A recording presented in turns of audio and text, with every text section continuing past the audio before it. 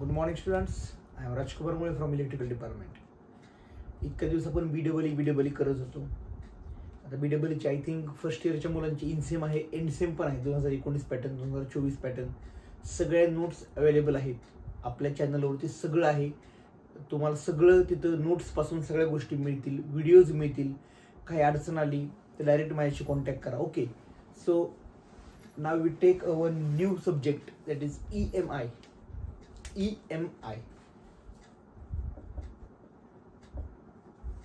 और AC electrical engineer students, electrical measurement and instrumentation या सब्जेक्टचं नाव इतकं छान आहे. तसं सब्जेक्ट पण अतिशय सुंदर आणि खूप सोपा, छान, व्यवस्थित आहे.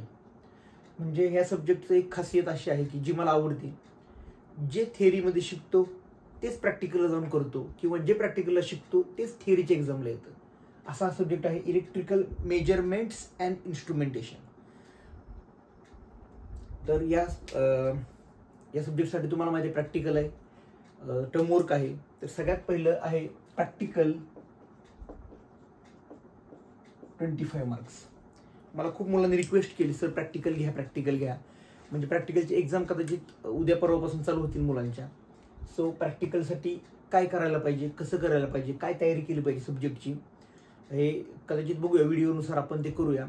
सो फर्स्ट प्रॅक्टिकलची लिस्ट तुम्हाला माहिती आहे.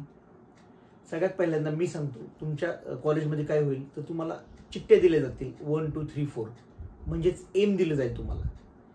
त्या सब्जेक्टचं किंवा त्या प्रॅक्टिकलचं एम काय आहे ते दिलेलं असेल. त्यानंतर M, apparatus, connection diagram, observation table हे तुम्हाला लक्षात ठेवावं लागेल. पाठ करायचं नाही. या सब्जेक्टला पाठ करावं असं काहीच नाही.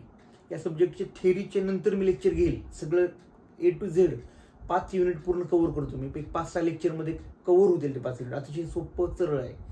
सो प्रॅक्टिकल एक्झामला काय करायचं बघा.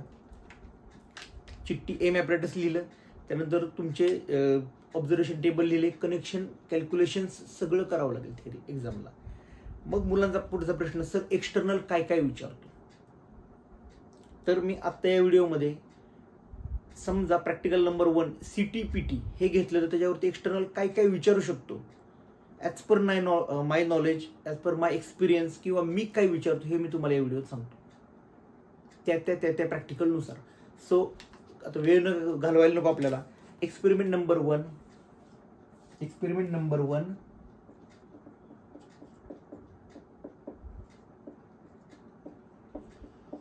CTPT. सगळ्यात पहिलं याचं एम आहे extension of EMI instrument using CTPT. MI stands for moving iron. जेव्हा मी एक्सटर्नल जातो ना, त्यावेळी जर हे प्रॅक्टिकल आलं तर पहिला क्वेश्चन असतो, what is mean by CTPT. CT म्हणजे काय आणि PT म्हणजे काय. CT म्हणजे करंट ट्रान्सफॉर्मर, PT म्हणजे पोटेन्शियल ट्रान्सफॉर्मर. का वापरतात, तर का वापरतो आपण, एक्सटेन्शन करणं. याचं मी एका मिनिटात तुम्हाला सांगतो. हे जे आहे एक्सटेन्शन ऑफ CTPT. या प्रॅक्टिकलचं एम काय आहे, तर ज्या मोठ्या मोठ्या लाईन्स आहेत, आपल्या केबल्स आहेत, ज्या लाईन्स आहेत, ओव्हरहेड लाईन्स असतील तुमच्या, ज्याचं रेटिंग हाय आहे, ते आपल्या इन्स्ट्रुमेंटने मोजता आलं पाहिजे बाय युझिंग काहीतरी. म्हणजे फॉर एक्झाम्पल मी तुम्हाला सिम्पल सांगतो, आपल्या प्रॅक्टिकलच्या लॅबमध्ये 10 अँपियर एवढाच करंट मोजू शकतो आपण, बरोबर. म्हणजे 10 अँपियर पर्यंतचा जो ॲमीटर आहे तो आपल्याकडे आहे. पण मला 100 अँपियरचा करंट मोजायचा आहे बाय युझिंग 10 अँपियर. मग काय करावं लागेल, प्रश्न कळाला. 10 अँपियरचा तुमचा ॲमीटर आहे, त्यांनी मला 100 अँपियर मोजता आलं पाहिजे. म्हणजे 100 अँपियरचं काहीतरी स्टेप डाऊन करून त्याचं रेटिंग कमी केलं पाहिजे. लक्षात घ्या, रेटिंग कमी केलं पाहिजे. मग त्यासाठी काय कराल, जेव्हा करंटचा विषय येतो तेव्हा आपण वापरतो करंट ट्रान्सफॉर्मर. जेव्हा पोटेन्शियलचा विषय येतो आपण वापरतो पोटेन्शियल ट्रान्सफॉर्मर. कळालं. दिस इज प्रॅक्टिकल ॲप्लिकेशन. MSCB मध्ये तुमची व्हिजिट गेली असेल. आता सेकंड इयरला कंपल्सरी पॉवर सिस्टमला व्हिजिट होती MSCB मध्ये. तिथे गेल्यावर तुम्ही CTPT पाहिलं असेल, CT आणि PT. ओके, सो CTPT पाहिले का, येस हे सांगायचं. CTPT कळालं. एक व्हेरी इम्पॉर्टंट प्रश्न, एक क्वेश्चन आहे, that is K is equal to V1 by V2 is equal to E1 by E2 is equal to N1 by N2 is equal to I2 by I1. काय आहे? This is transformation ratio. First इयरमध्ये आपण पाहिला होता की हे transformation ratio आहे. हे सर 1/2 का 2/1 कसंही लिहा, काय अडचण नाही. ओके, सो हे ट्रान्सफॉर्मेशन रेशो आहे. याला काय कराल,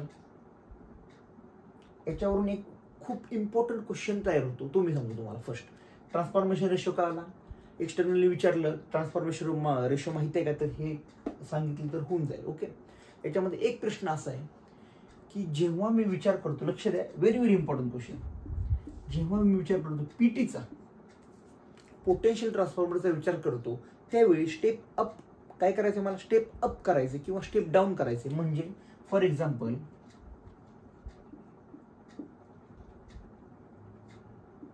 हे अप असेल,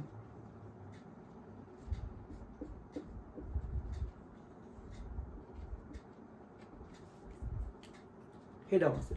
सर तुम्ही अप आणि डाऊन कशावरून ठरवता, तर या नंबर ऑफ टर्न्स वरून ठरवतो. सेकंडरीला जास्त टर्न दिसलाय म्हणजे मी अप केलं, आणि सेकंडरीला कमी टर्न दिसल्या म्हणजे मी डाऊन केलं. हे फक्त आणि फक्त पीटी म्हणजे पोटेन्शियलच्या बाबतीत होतं, व्होल्टेजच्या बाबतीत. करंटच्या बाबतीत अपोजिट होतं.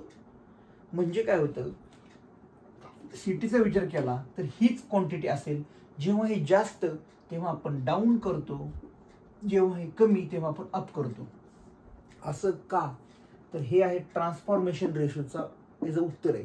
त्यांना एक्सप्लेन करा की हे सगळं 1/2 आहे, बट करंट 2/1 आहे. म्हणजे काय, तर 2/1 म्हणजे जर मला स्टेप अप करायचा, व्होल्टेज काय करायचं, वाढवायचे, व्होल्टेज वाढवायचे, त्यावेळेस काय होतंय, N1 वाढवावं लागेल, म्हणजे I2. हे बघा, दिस इज इनव्हर्सली प्रोपोर्शनल. हे I1/I2 असतं तर हे करेक्ट आलं असतं, बट हे I2/I1 आहे. सो हे थोडं समजून घ्या. दिस इज फॉर सिटी अँड पेटी. हा व्हेरी व्हेरी इम्पॉर्टंट क्वेश्चन, आणि हा कन्सेप्ट कळायला पाहिजे असं मला वाटतं. ओके, चला, याच्यानंतर याची डायग्राम माहिती आहे तुम्हाला, डायग्राम काढण्याची गरज नाहीये. अजून एक प्रश्न सांगतो, मी विचारतो, ॲमीटर असेल, ammeter, this is AC, this is DC आणि AC/DC. म्हणजे तुम्हाला 3 टाईपची इन्स्ट्रुमेंट आहेत. This is 1 type, this is 2 type, आणि हे आहे मुव्हिंग आयर्न इन्स्ट्रुमेंट, हे आहे PMMC इन्स्ट्रुमेंट, आणि हे आहे डायनामो टाईप इन्स्ट्रुमेंट. PMMC फक्त आणि फक्त DC मेजर करतं. काय करतं, फक्त आणि फक्त DC मेजर करतं. हे AC पण मेजर करतं आणि DC पण मेजर करतं. आणि हे जनरली डायनामो टाईप आहे. हा वॅट मीटरसाठी वापरलेला असतो, वॅट मीटर. ओके, हे मी तुम्हाला थेरॉटिकली एकदम क्लिअर सांगतो, हे आता समजून घ्या.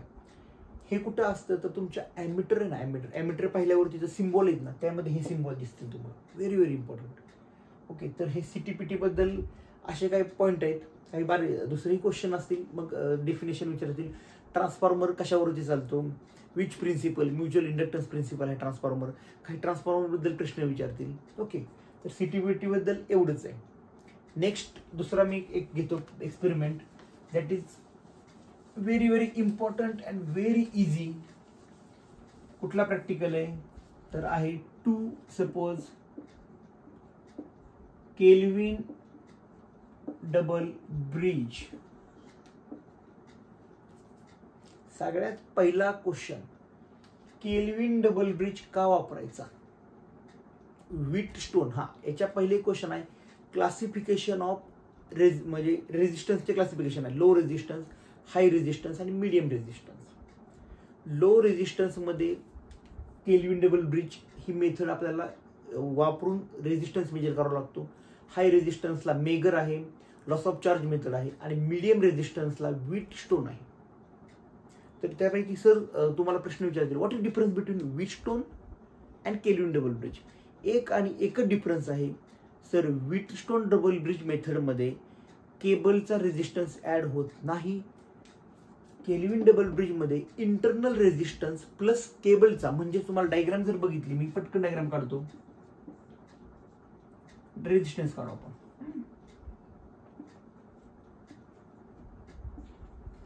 सर तुम्ही म्हणाल इथं व्हीटस्टोन आहे, बट केल्विनला एक ऍड होतं.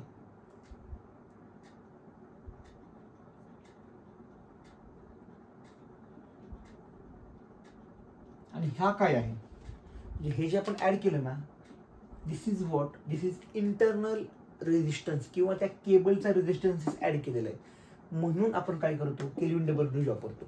सिंपल एक्झाम्पल सांगतो, थोडं फास्ट घेतो मी. रेजिस्टन्सची व्हॅल्यू आहे 100 ओहम, रेजिस्टन्सची व्हॅल्यू 100 ओहम आणि याच्यामध्ये इंटरनल रेजिस्टन्स जर 0.5 ओहम ऍड केला तर काय फरक पडेल का? 100त 0.5चा फरक पडत नाही. बट रेजिस्टन्स आहे 1 ओहम आणि इंटरनल आहे 0.5 ओहम. आता काय होईल,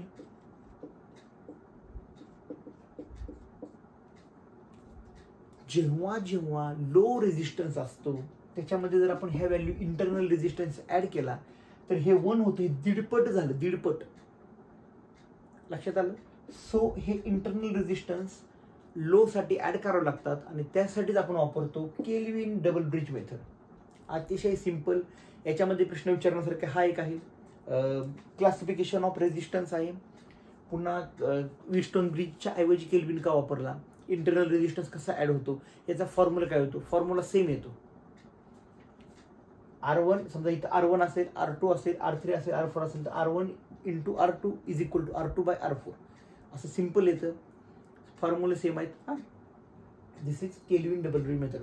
अजून मी विचारतो प्रश्न की प्रॅक्टिकल कसं केलं सांग, तर तुम्हाला ते एक्सप्लेन करता आलं पाहिजे की मी कसं प्रॅक्टिकल केलं, प्रोसिजर काय काय केली. ओके, चलो नेक्स्ट प्रॅक्टिकल बघू आपण.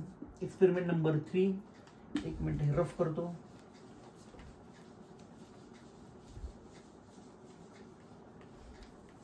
केल्विन डबल ब्रिज झाला. मी ते दोन जे आहेत वॅटमीटरचे ते नंतर घेतो, अगोदर बारीक बारीक घेऊ आपण.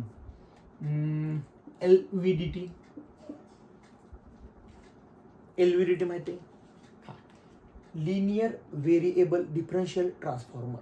शब्दामध्येच आहे लिनियर व्हेरिएबल डिफरन्शियल ट्रान्सफॉर्मर म्हणजे काय, एकाच मिनिटात सांगतो याचं वर्किंग.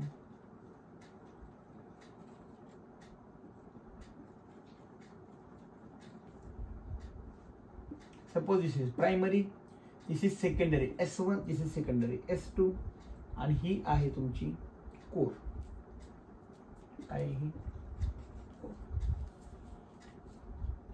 आपल्याला एक गोष्ट माहिती आहे, जर मी ही कोर हलवली म्हणजे आता हे सपोज हा सेंटरला कोर आहे, हा सेंटरला कोर आहे आणि हे डिफरन्शियल म्हणजे काय, डिफरन्शियल म्हणजे काय, suppose this is S1 S2, इथं तयार होणार EMF E1 असेल, इथं E2 असेल.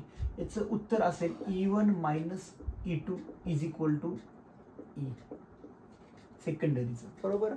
तर याच्यामध्ये असं होतं, LVDT मध्ये असं होतं की प्रॅक्टिकल करत असताना जर मी आतमधला कोर हलवला उजव्या हाताला, उजव्याकडे म्हणजे राईटला हलवला तर काही वेळा काही ठिकाणी पॉझिटिव्ह रिडिंग येईल, काहींच्या कॉलेजमध्ये निगेटिव्ह रिडिंग येईल आणि मी ते आतमध्ये टाकल्यावरती काही ठिकाणी निगेटिव्ह येईल, काही ठिकाणी पॉझिटिव्ह येईल. It's totally depend upon your connection, positive किंवा निगेटिव्ह. ओके, मी ह्याचं एकदम सिंपल भाषेत सांगतो. ही कोर आहे, समजा ही सेंटरला कोर आहे, इथं हे आहे प्रायमरी सेकंडरी S1 S2 आणि हे आहे प्रायमरी. बरोबर. आता हे बरोबर सेंटरला आहे, त्यावेळी जेवढे नंबर ऑफ टर्न्स याच्याशी, बघा आता इथं काय होतं, transformer is working upon mutual inductance. बरोबर. तर लिंक होतात हे सगळे असे. बरोबर. तर त्यावेळी जेव्हा सेंटरला असेल तेव्हा याची व्हॅल्यू 0 असेल. का, तर S1 is equal to S2 असेल, जेवढे नंबर ऑफ टर्न्स याच्याशी लिंक आहे तेवढे याच्याशी लिंक आहेत. पण जर मी हे कोर इकडे फिरवला तर, जर मी कोर इकडे फिरवला तर प्रायमरचे नंबर ऑफ जे टर्न्स आहेत त्याचा EMF तयार होणार, तो याच्याशी जास्त लिंक होईल. का, तर मी इकडे फिरवलं. ज्यावेळेस हे कोर मधला इकडे सरकला त्यावेळी याच्याशी कनेक्ट होईल. याचा अर्थ काय, तर जेव्हा जिकडं इकडे कनेक्ट झाला तर S2 वाढला, इकडे कनेक्ट झाले तर S1 वाढला. सो हे जर असं असेल तर काही एका ठिकाणी पॉझिटिव्ह, एका ठिकाणी निगेटिव्ह. इतकं सिंपल आहे. LVDT कसं केलं प्रॅक्टिकल, हे असं केलं, याची रिडिंग घेतले. याच्यावरती काय काय विचारू शकतो, what is mean by differential transformer.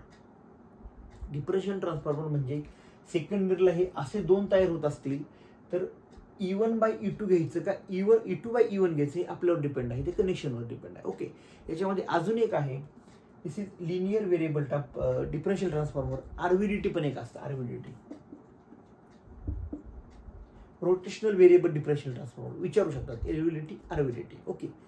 So this is your practical number 3 LVDT. याच्यावरती एवढंच विचारण्यासारखं आहे. जास्त कसं होतं, प्रॅक्टिकल कसं केलं याच्यावरती थोडंसं जास्त असतं विचारणार. ओके, एलव्हीडीटी झाला, आरव्हीडीटी केल्विन डबल ब्रिज झाला. एक डीएसओचं प्रॅक्टिकल आहे. डीएसओ वरती एक तुमची काय होती, अशी वेवफॉर्म येते. ती वेवफॉर्म तुम्ही काढता, त्याच्यामध्ये तुम्हाला काय काय मेजर करायचं आहे. फर्स्ट व्होल्टेज, करंट, टाइम आणि फ्रिक्वेन्सी. तर हे बघा, हे डीएसओची स्क्रीन अशी असते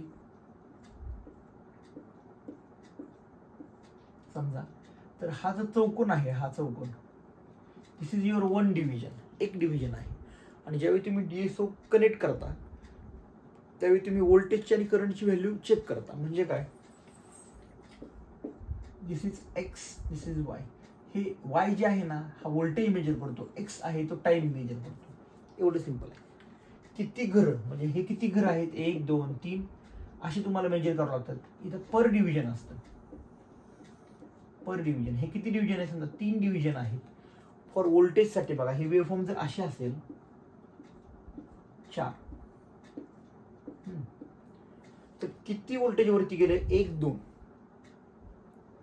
2 जे स्क्वेअर आहे ते वरती गेले. आणि व्होल्टेजची व्हॅल्यू पर डिव्हिजनची किती दिली त्यानुसार तुम्हाला व्होल्टेज मेजर करायचा. करंट काय, तुम्ही एक रेजिस्टन्स लावत असाल तर त्यातून तुम्हाला करंट करावं लागेल. फ्रिक्वेन्सी आणि टाइम सांगतो. टाइम म्हणजे काय, तर हे किती 3 आहेत सपोज, 1 2 3. 3 इंटू टाइम किती आहे, समजा 10 मिलीसेकंद असेल तर दिस इज युअर टाइम. आणि 1/t म्हणजेच काय, इथे लक्षात. हा, तर एकच मिनिट. व्हिडिओ किती झाला रे, किती मिनिटं झालं व्हिडिओ, 17. व्हिडिओ मोठा झाला आहे. इथं आपण थांबू. जे तुम्हाला पाहिजे प्रॅक्टिकल 1 वॅटमीटर 2 वॅटमीटर ते मी तुम्हाला एका व्हिडिओत सांगतो. ओके, थँक्यू सो मच आणि ऑल द व्हेरी बेस्ट. EMIचे लवकरात लवकर थेअरीचे सगळे अपलोड होतील. So all the very best.